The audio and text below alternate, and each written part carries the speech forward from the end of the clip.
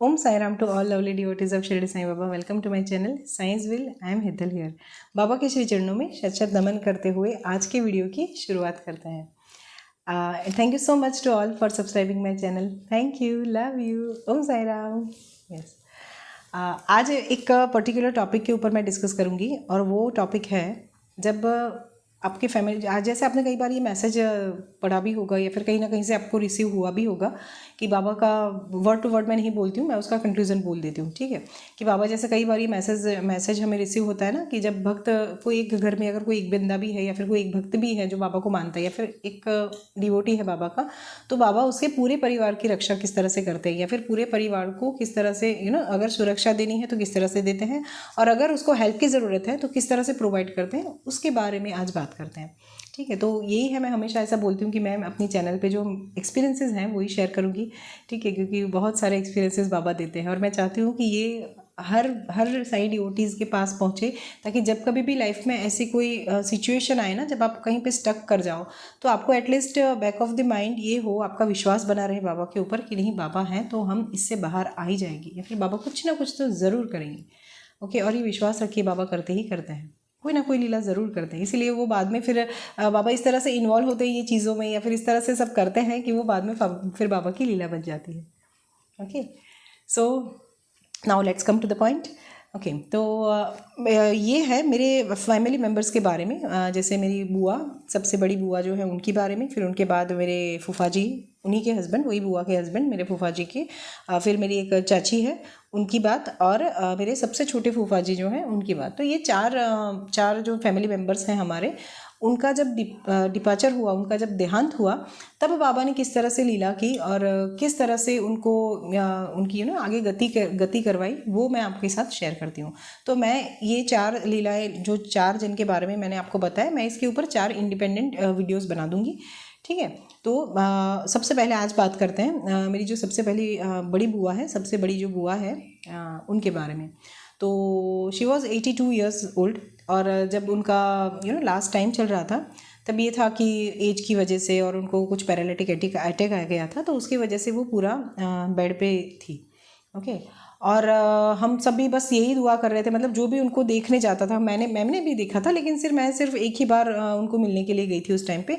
वो तब तो हम सबको पहचानती थी. जब मैं उनको मिलने गई थी तब तो अच्छी खासी उनकी हालत थी, हालांकि वो बेड पे थी, लेकिन फिर भी पहचानती थी लोगों को, जो भी जाता है उनको अच्छे से पहचानती, बोल भी पाती थी, थोड़ा थोड़ा बोल लेती थी उस टाइम पे. और उसके बाद विदिन 4 to 5 मंथ उनकी तबीयत इतनी ख़राब हो गई कि फिर तो मतलब उनको डायपर ही पहना के रखना पड़ता था, और ये सर स्पॉन्जिंग वगैरह सब बेड पे ही था उनका.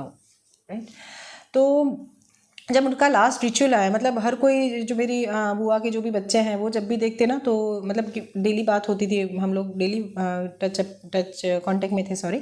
तो जब भी मैं पूछूं उनको, भाभी जी को पूछूं या फिर मेरी जो भी सिस्टर जाती है उनके पास, उनको पूछूं, तो सब यही बोलते हैं कि यार मम्मी की तबीयत ठीक नहीं है. मतलब उनकी मम्मी लगती है मेरी बुआ जी, तो बोलते हैं मम्मी की तबीयत ठीक नहीं है, उनके ना ये है वो है, मतलब जो भी इश्यूज़ थे वो सारे बताते थे, जैसे कॉमनली हम सब बात करते हैं. ओके, तो ये सारी ही चीज़ें थी. अब लास्ट जब उनका जब डिपार्चर हुआ, तो इसीलिए मुझे इंस्पिरेशन आया कि मैं आज ही के दिन उनको याद करते हुए, ताकि मेरी तरफ से भी उनको ये श्रद्धांजलि हो जाएगी, या फिर उनके भाई की फैमिली की तरफ से, या फिर मेरे पापा की तरफ से मेरी बुआ के लिए एक श्रद्धांजलि हो जाएगी, है ना. तो ये समझ के मैंने आज ये वीडियो शूट किया.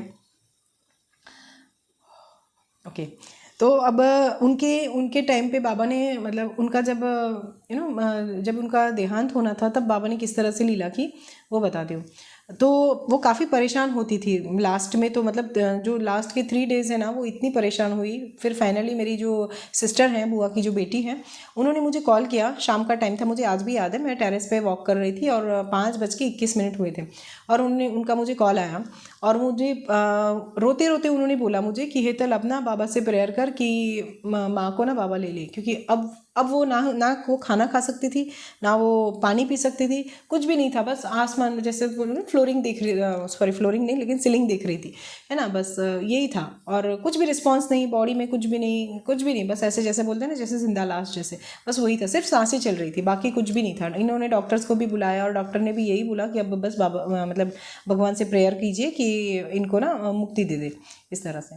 तो मेरी दीदी ने मुझे फिर कॉल किया, वो बोलते यार, मतलब ये ड्यूरेशन के भी काफ़ी मतलब आई थिंक 4-5 दिन या फिर एक हफ्ता कुछ चली होगी शायद, ऐसा था। मैं लास्ट 3 डेज़ की बात करती हूँ, जो मेन है जिसमें बाबा ने लीला की, वो बात करती हूँ। तो फाइनली फिर तारा दीदी इनका नाम है, मेरी जो सिस्टर है उनका, तो उन्होंने मुझे, कज़न सिस्टर है उनका, तो उन्होंने मुझे कॉल किया और फिर ये बात बताई। अब मैं उस पर टाइम पे टेरेस पे थी, तो बोलते हैं बाबा के पास मतलब बैठ और बाबा को बोल कि माँ को उनको अब ले ले अपने पास, इस तरह से। तो मैं फिर क्योंकि उन्होंने मुझे बताया था फ़ोन पे, तो ये सारी बात हुई और वो रो रही थी उस टाइम पे। तो आप समझ सकते हो कि जिस बच्चे ने अपनी माँ को इस तरह से देखा हुआ होता है, वो बच्चा कितना और ये स्टेज की जब बच्चा खुद भगवान के सामने प्रेयर करने के लिए बोल रहा है किसी को कि अब कुछ करो, हम लोग तो कर रहे हैं, तू भी कर, कि ताकि उनका डिपार्चर हो ऐसे।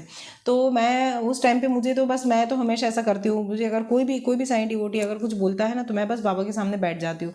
ओके, और मैं बाबा को बोलती हूँ बाबा मार्गदर्शन कीजिए, जो भी है उनका जो भी मैटर है वो बाबा को तो पता ही होता है पूरा। अगर मैं वाया मीडिया करके जाऊँगी या फिर मैं अगर बाबा को कुछ बोलूँगी तो वो इतना प्रॉपर नहीं हो पाएगा डिलीवर, जितना अच्छे से वो भक्त खुद बोलेगा। और बाबा ने वैसे भी साईं सच्चरित्र में बोला है कि उनको उनके और अपने भक्त के बीच में कोई मीडिएटर की ज़रूरत नहीं है, राइट। तो फिर मैंने बाबा को सिर्फ इतना बोला कि बाबा आप देख लीजिए जो भी है वहाँ पे, और आप कुछ मार्गदर्शन कीजिए ताकि बुआ का डिपार्चर अच्छे से हो जाए, या फिर उनको ये कष्ट से मुक्ति मिल जाए, जो भी इस तरह से जो भी वर्ड्स उस टाइम पे मैंने बोले होंगे। लेकिन ये कुछ प्रार्थना ऐसे बाबा के सामने की, और एकदम से मुझे इंस्पिरेशन आया कि मैंने उनको, तारा दीदी को कॉल बैक किया और मैंने उनको बोला कि तारा दीदी आप ना साईं सच्चरित्र का 31 अध्याय जो है, ओके, वो पढ़िए। ओके, और वो सुबह दोपहर शाम ऐसे मतलब टोटल 9 टाइम्स करना है आपको, या फिर आप सुबह दोपहर शाम ले सकते हो, या फिर आप सिंगल सिटिंग में बैठ के कर सकते हो, जिस तरह से आपको कंफर्टेबल है आप उस तरह से कीजिए। और फिर देखते हैं 3 दिन में अगर कुछ नहीं हुआ तो फिर वापस बाबा से गाइडेंस लेंगे, और बाबा जिस तरह से बोलते हैं हम करेंगे। तो दीदी ने वहाँ पे तो किया, और मैंने यहाँ पे अपने घर पे भी मैंने किया। और मेरा आई थिंक उनका थर्ड डे था दीदी का, हाँ थर्ड डे था। और जैसे उनका पाठ कंप्लीट हुआ, मतलब पोथी का जैसे वो पढ़ रही थी, तो जैसे ही ये पारायण या 31 अध्याय जैसे उनका कंप्लीट हुआ, और वो भैया का कॉल आया, मतलब इनके जो सबसे बड़े भाई हैं उनका कॉल आया, जिनको हम मोटा भाई बोलते हैं गुजराती में। तो मोटा भाई का इनको कॉल आया तारा दीदी को, और उन्होंने ऐसे ही बताया कि क्या कर रही हो, मतलब मॉर्निंग में जैसे। तो वो बोलती है कि बस पोथी पढ़ रही थी, अभी जस्ट मेरा अध्याय कंप्लीट हुआ। तो बोलती है ठीक है अब आ जाओ घर पे, है ना। तो मतलब तारा दीदी समझ गई कि बुला रहे हैं, तो ऑब्वियसली यही हुआ होगा ऐसे। तो वो गई, और फिर उन्होंने मुझे कॉल किया वहीं से, तारा दीदी ने भी कॉल किया, मेरे जीजाजी ने भी कॉल किया, और यहाँ से मेरे मम्मी पापा का भी कॉल आया, क्योंकि ऑब्वियसली डिक्लेयर्ड हो चुका था, मेरी बुआ तब तक नहीं थी। और मैंने क्या किया था, मैंने अगली रात को जब तारा दीदी से मेरी बात हुई थी, तो उसके बाद उसके नेक्स्ट डे और थर्ड डे बुआ का डिपार्चर हुआ मॉर्निंग में। तो मैंने अगली रात को, क्योंकि फर्स्ट डे तो चला गया 3 पारायण में, और सेकेंड डे जो था उसके टाइम पे शाम को मुझे ये इंट्यूशन आया कि मैं ऐसा करती हूँ, मैं शिरडी जाती हूँ और बुआ के लिए बाबा से प्रेयर करती हूँ, ताकि उनका ना मुक्ति मिल जाए, इससे वो परेशान ना हो, बहुत बहुत परेशान हो रही थी बेचारी ऐसे। तो मैंने वहाँ पे, हमारे एक फ्रेंड है बहुत ही अच्छे से, तो मैंने उनको बताया, मैं बोला आप मुझे ना ऐसा करना है, मुझे प्रसाद डिस्ट्रीब्यूट करना है, तो आप मेरे लिए प्रसाद बना दोगे। तो उन्होंने प्रसाद वगैरह सब बना दिया, और मैंने सोचा मैं वही प्रसाद शिरडी में डिस्ट्रीब्यूट कर दूँगी, ताकि बुआ का जितना जल्दी हो सके इतना जल्दी इसमें से ये जन्म से उनको मुक्ति मिल सके, इस तरह से। और हम लोग मॉर्निंग में जैसे ही मैं मतलब घर से निकलने ही वाली थी, और मुझे मेरे दीदी का फ़ोन आया, ठीक है। और उन्होंने यही बोला, मतलब वो रोती रोती ऑब्वियसली बोली, लेकिन वो बोली फाइनली कि बाबा ने हमारी प्रेयर एक्सेप्ट कर ली, और मम्मी को आज सुबह, मतलब बुआ को आज सुबह ही अपने पास बुला लिया ऐसे। अब मैं तो ऑलरेडी, हम लोग तो निकल चुके थे शिरडी के लिए, तो फिर हमने डिनाई नहीं किया, मैंने बोला नहीं अब तो शिरडी जाना ही है, जा रहा है। मतलब ये था, कुछ लोग नहीं, मतलब जैसे वहाँ पे जो भी लोग आ जाते हैं ना उसके बाद, तो कुछ लोगों ने ऐसा बोला कि नहीं जा सकते, ये वो हो सकता है शायद नहीं जाना होगा या जो भी है, लेकिन मैं इन सब में नहीं पढ़ती हूँ। मैं मेरा सिर्फ ये थॉट था उस टाइम पे कि जिस तरह से बाबा ने ऑन द स्पॉट, मतलब विद इन 3 डेज़ जिस तरह से बाबा ने हमें गाइड किया था, हमने वो फॉलो किया, और विद इन 3 डेज़ में ही बाबा ने मेरी बुआ को अपने पास बुला लिया, ठीक है। तो वो जो कमिटमेंट था हमारा कि भाई मुझे करना था, और मैंने वहाँ पे ऑलरेडी बनाने के लिए ऑर्डर दे दिया था, उन्होंने पूरा बनाया भी था, पूरा काफ़ी अच्छा, मतलब 5-7 किलो का पता नहीं कुछ भी, लेकिन इतना अच्छा सा प्रसाद वगैरह सब बना था। तो वो तो हमें जाना ही था, और हम ऑलरेडी निकल चुके थे सॉरी। तो अब ये था कि मुझे तो बस बाबा के पास जाना ही है, और वहाँ पे जाके हमने बाबा को प्रसाद अर्पण किया, और फिर वो सारे लोगों में वहाँ पे जो भी साईं भक्त थे उनको सबको बांट दिया, ठीक है। तो इस तरह से बाबा ने मेरी बुआ को अब इतने बड़े, मतलब जो पीड़ा थी उनकी, जो लास्ट 3 डेज़ में वो जो परेशान हुई, तो इस पीड़ा से उनको इस तरह से मुक्ति दिलाई। तो ये कोई छोटी मोटी बात नहीं है, ये हमारे लिए बहुत बहुत बहुत ही बड़ी बात है। ठीक है, कि बाबा ने जिस टाइम ड्यूरेशन बोला था और उसी दिन 3 दिन का पारायण बोला था, तो मतलब 3 दिन 31 अध्याय 3 दिन के लिए मतलब 9 टाइम्स पढ़ने के लिए बोला था, और वो कंप्लीट होते होते मतलब वो जैसे ही कंप्लीट हुआ और यहाँ बुआ का डिपार्चर हो गया।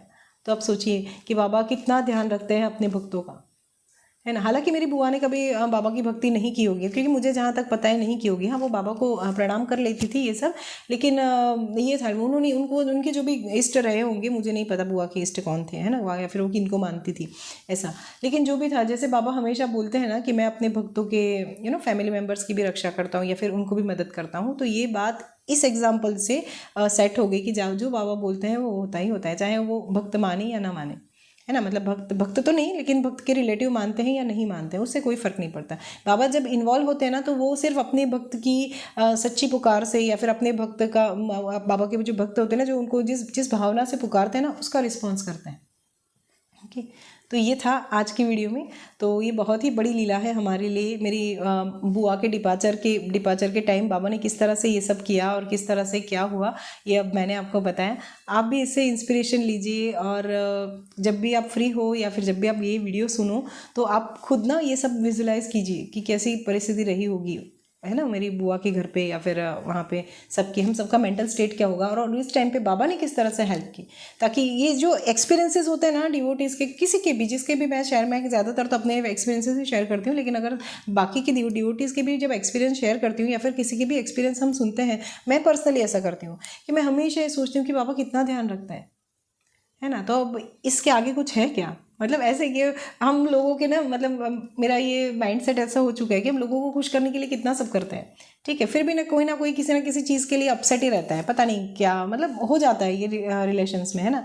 तो उससे बेटर है ना कि आप अपना फोकस वहाँ से हटा के अगर यहाँ पे डालो, ओके, खुद के ग्रोथ के लिए, स्पिरिचुअल ग्रोथ के लिए, या फिर जो भी आपके इष्ट देव हैं उनकी पूजा प्रार्थना भक्ति में डालो, तो आप सोचो आप कितना कितना सब कुछ पा सकते हो। ठीक है, मटेरियलिस्टिक चीज़ें तो आपको बाय प्रोडक्ट मिल जानी है, वो तो मिलेगी ही मिलेगी, मैंने बोला बाय प्रोडक्ट मिल जाएगी वो। लेकिन ये सब क्या होता है, मतलब इस तरह से जैसे आप अपन प्रेयर करते हैं और बाबा एक्सेप्ट कर लेते हैं, है ना। तो ये था आज की वीडियो में। मैं आपको कल दूसरा वीडियो भी शेयर करती हूँ, जिसमें मैं अगेन बताऊँगी मेरे फूफा जी, इन्हीं के बुआ के जो हस्बैंड हैं, उनके साथ बाबा ने क्या लीला की थी, वो मैं शेयर करूँगी। ठीक है, तब तक मैं मिलती हूँ आपको अपने नेक्स्ट वीडियो में। तब तक आप ऐसे ही बाबा की जो भी लीलाएं हैं उनसे इंस्पिरेशन लीजिए, उसका मंथन कीजिए, और समझने की जो बाबा अपने भक्तों के लिए जो करते हैं ना, वो जो भाव है या फिर वो जो बाबा की जो क्या बोलते हैं उसको, फीलिंग्स है, ठीक है, भक्तों के लिए जो बाबा की क्रेजीनेस है। अब मुझे तो ऐसे ही सारे वर्ड्स याद आते हैं एकदम से, है ना, क्योंकि मैं कोई फिलोसोफर नहीं हूँ, तो वो अच्छे अच्छे वर्ड्स मुझे मिलेंगे, ठीक है, तो मैं ऐसे ही वर्ड्स बोलती हूँ। ओके, तो ये देखिए कि बाबा किस तरह से हेल्प करते हैं। ओके, और अपनी भक्ति को इतना बढ़ाइए ताकि जब आप भी पुकार लगाओ, आप भी गुहार लगाओ, तो बाबा डेफिनेटली आपको हेल्प करने के लिए आए ही आए, किसी भी रूप में। ठीक है, so this is from my side today. मैं मिलती हूँ आपको अपने नेक्स्ट वीडियो में। तब तक बाबा की भक्ति करते रहिए और बाबा के श्री चरणों में ध्यान लगाते रहिए। Om Sai Ram, love you all, bye.